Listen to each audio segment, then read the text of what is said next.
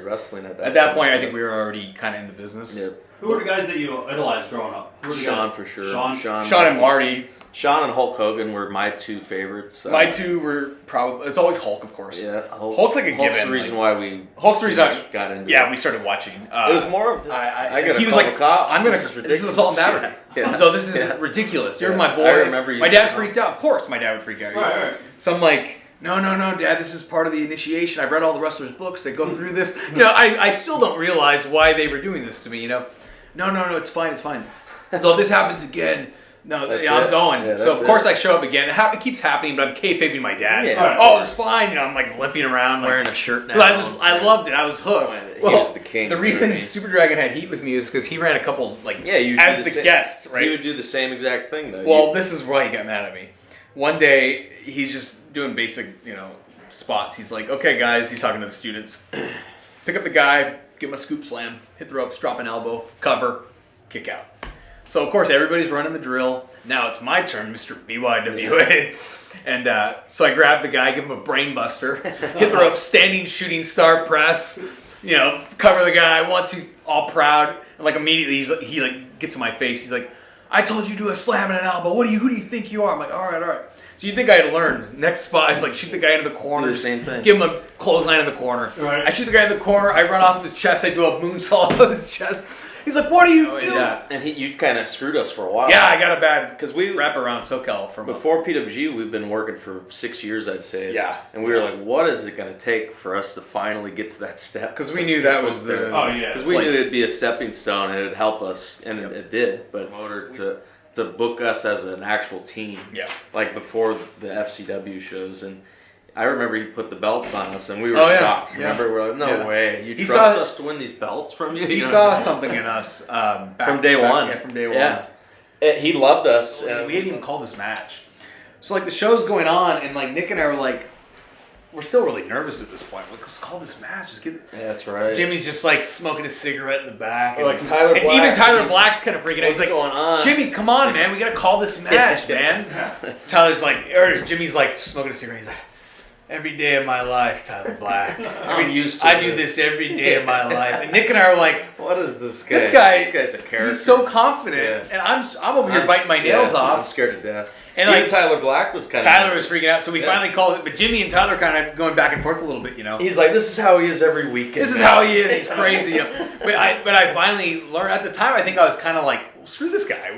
But now I look back, I'm like, that guy's just a genius. Yeah. He's relaxed. It was Sami Zayn or El Generico, right, and Jimmy it was Jacobs. Tyler and Jimmy. Yeah. It was the five of us would share a hotel room, and we always just order pizza and hang out, and we called ourselves it was the scrub room because everybody else was drinking and partying, and we're just the scrubs. We're doing a pizza party. Yeah, eating pizza and talking about the business for hours. And I really miss those days because that was our first years in ROH. Yeah. Those were the guys that really made an impression on us. Yeah. And Kevin, obviously, too. Yeah, Kevin for was sure, there, too. But what are your thoughts? For sure. He's got the effect. So much charisma too. Yeah, oozes it. He's one of the best. It's been fun because we've been seconding him because he's with Bullet Club now. It's fun to watch. So we've been watching him at the ring, and he's just so good, and he's matured so much as a wrestler. He knows how to pace himself too. But he's got the facials down, the body language, He is so strong too. Oh, he's just pure muscle, man. I just watch him. I'm in awe. He's awesome. This guy knows how to control an audience. And he fits perfect with the Bullet Club. Just perfect. But we met. When did we meet Kenny? I met him the day of my wedding. He left my wedding early to do a battle of Battle of Los Angeles, and he met Kenny that night when the rope snapped, right? Yeah. Well, not that night, but the next night. And he was talking about this. Yeah. He's all, what were those guys thinking? They literally beat you guys to pieces. That was a shoot, and that's what he said. He's like, that's a shoot. Yeah. They were beating you guys up. I'd never been beaten up like that. Matt got knocked out at one point during the match. I got watching him. Yeah, you got kicked in the corner. Danielson was doing these. He was running kicks on me, and you fell. But I fell because I had enough. I'm like, I can't take any more kicks. So I went to my butt to kind of bail out, and then he got me in the head, and it was kind of like broken television set. Whoa! I was like, and it was the first time I think I'd ever been kind of knocked out. I only lost. I think if I remember correctly, I lost consciousness for a second or something. So I knew I was, but I was just like, whoa, and I kind of went limp for a second. Yeah. And I think he tags in Roddy after, and Roddy's just like, "Are you okay, bro?" I'm like, I think Davey gets a lot of slack. from guys, but I like Davey. You know why I like him? I like does the whatever fact that he he shows wants. up late to the shows, and everybody's pissed, and me and Nick are going, you see, Davey doesn't even care. He's awesome. Like, That's what's great I like about that. it. I don't like people that like brown nose and do that. Like, hey, if he wants to do his own thing, let him do his own thing, as long as it's not affecting me. I remember we and always, he's safe. Remember that we would, like a lot of people would Yeah, get heat for showing They get up. heat. Nick and I are like, good for him. You know, if I had the courage to Yeah. show up 2 hours late, I would too. I don't have later, it. yeah. That wasn't Okay. even that long ago. 5 It was years. 5 years ago. Holy crap. Sheesh. But man, just a one of a kind worker. The guy can do any. He's like a video game come to life.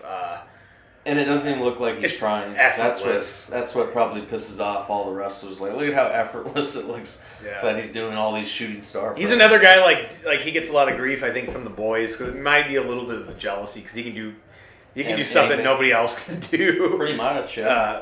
But he's just talented, and I think the last few years he's really found himself with his He's confidence. got to stop doing that double moonsault. Oh, we actually told him don't do that move anymore. It's too dangerous. Like, you'll die in the ring if you do that move. Trevor, it's too dangerous. I think we convinced him though because he hasn't done it I hope, since. yeah. Nick and I had a serious conversation. We That said would have been awesome. we had a crazy idea where the one night the lights would turn off, Super Dragon would be in the ring, and everyone would freak out. But then Super Dragon would grab one of the baby faces, give the Psycho Driver, and then take it off, and it's really Kevin Steen. Yeah. And then maybe a month later, the lights would turn off again. Super Dragon's in the ring again, but then the lights turn off again. A second Super Dragon's in the ring. The real Super Dragon gives Kevin Steen Super Dragon a Psycho Driver. People, we had all these crazy The ideas. same promo every time. Oh yeah, the go Did home you, promo. Did you Oh, enjoy yeah. the show? That's awesome. All the Japanese guys sit at every Right. show. Right. And like our name, They're I chanting, remember. sign Yep. the young bucks, sign Sign the the Young bucks, Bucks, sign yeah. the bucks. So we get to the back. Terry Taylor comes up to the four of us, congratulates us on the match, and then looks at us and says, "Would you guys like to sign a contract with TNA Wrestling?" And we're like, And "Yes, Of course we do. Of course we want. How long was the contract for? And it was a forwarded email actually, because it was Terry Taylor sending me an Yeah. email that Vince Russo sent him. Right. So it said, "Tell those kids their new name is Jin Mi." And They need a haircut. No, he didn't even say that. He said they said that to us the day we got there. He said, "Tell them that I want them to look like kind of like That's the Hardy right. Boys, but kind of not like them." Dot. Something like really Okay. weird and like, what does that You're even right. mean? That's Like, exactly what it was said. kind of like the Hardy Boys, but not exactly like them. And I then we remember were like, you- what does that mean? I remember you forwarding me the email, and I sat there on my couch depressed, like, Yeah, we were like sad. man. And then, so I said, there goes all our steam that I so I thought said we to were gonna Terry, have. what is all the exhibition guys were kind of getting fed up. Oh, we with- were all in the same match, actually. Yeah, none of us were getting booked on house shows. We were Yeah. unhappy about the direction. So Spanky, of course, we talked about this earlier. He's like the leader, the ring leader. Yeah.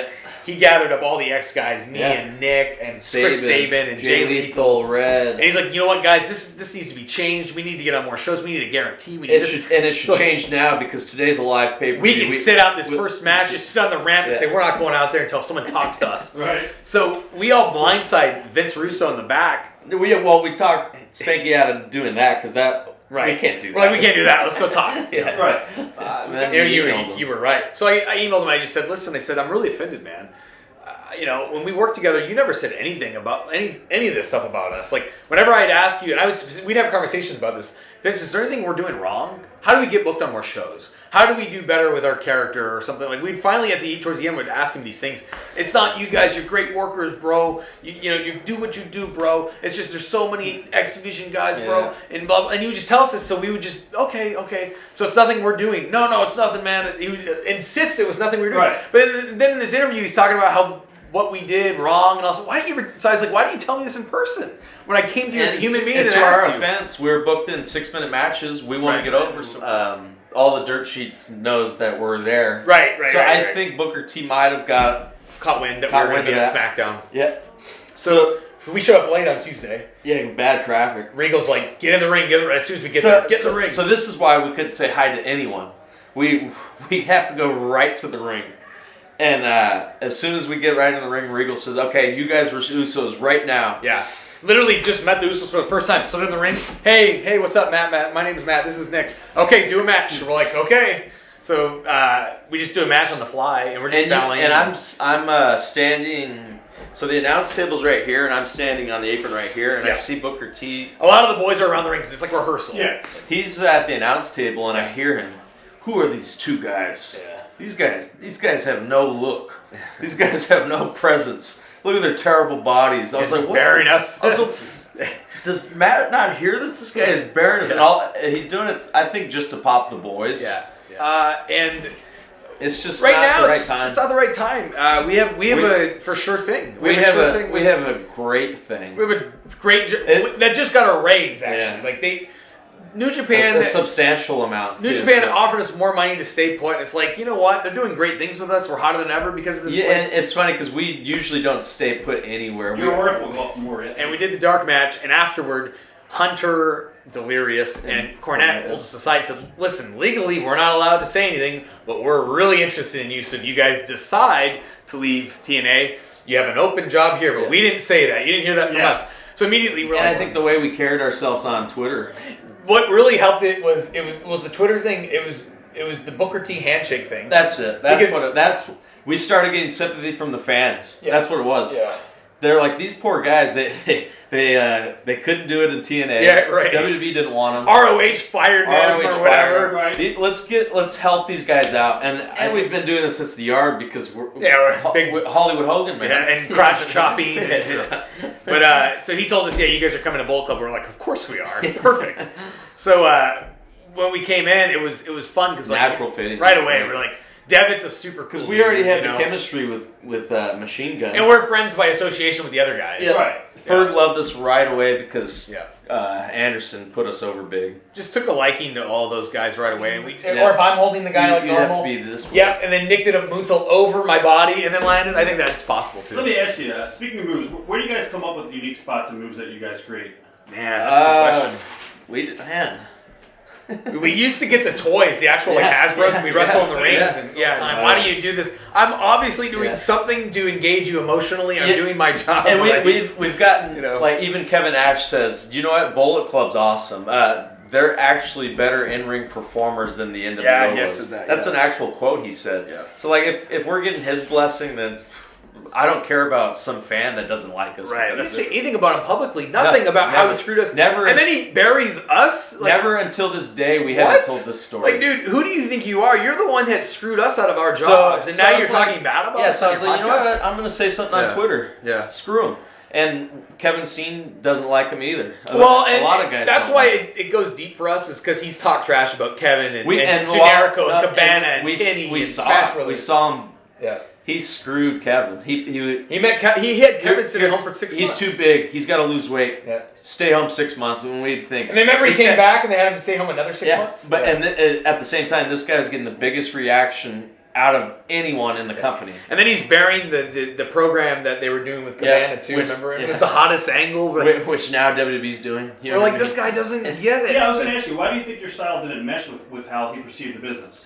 I don't know. Shocking. Because you would think tag team wrestling, and that's a big reason why we left TNA, is because we're like, Jim Cornette knows how to book tag team wrestlers, so this is what's going to be big. But in his defense, it's like it didn't even feel like we really had were given the proper time and platform to even do it, because I know someone was telling him, you can't book the Young Bucks; their flight's too expensive. So it's like his hands were kind of tied. Right. So we never even really had an opportunity to even try to do anything. He's definitely the one that gets the blame, though, because he was the one that had to handle it. Or someone like. And to this day, they still tell us, "Hey guys, chill out." We get out there, and it's like, no, you know what's funny? It comes over funny now. Now the script on the backstage says no super kicks. Because they're reserved for us. They're reserved for us. It's funny because they hated the super kick thing, but now they announce on their Twitter the super kick party is coming to Philly or now, wherever. Now it's a totally but company. It's a different office now. And I'll be honest, the Usos. I'd love to wrestle the Usos one day. I'd really like to wrestle Claudio and Tyson. That would be good. That'd be sweet. Yeah, I DM'd Tyson the other day. He's like, imagine what we could do. If we had 15 minutes with you guys. We've wrestled. Sounds like a title of a book. I had 15 minutes. We've